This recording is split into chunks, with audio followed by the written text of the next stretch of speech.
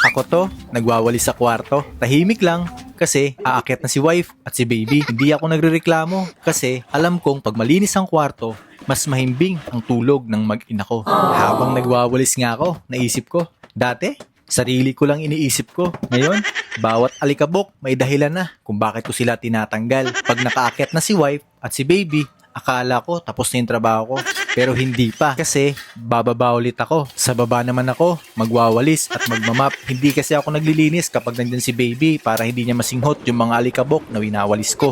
Oo, simpleng linis lang to. Pero grabe pala yung halaga nito kapag may newborn baby ka. Dahil ang mga newborn baby nga ay may mahina pang immune system. Ibig sabihin, mas madali silang maapektuhan ng mga alikabok, buhok, buhangin at mikrobyo sa sahig. Dati, kapag may dumi sa sahig, sinasabi lang natin later na yan or bukas na lang.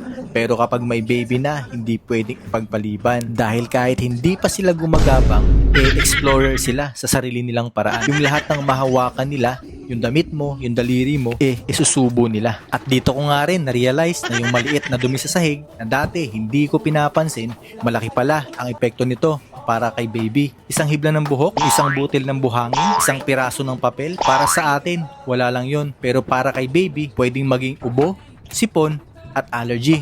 Worst case scenario, baka magkasakit pa siya.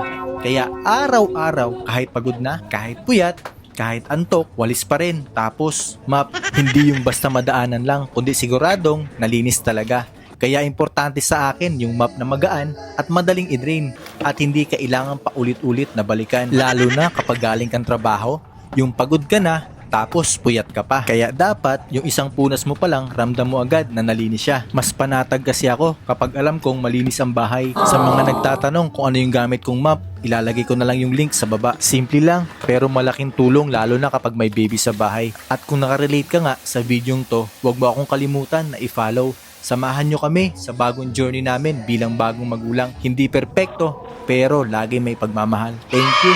God bless.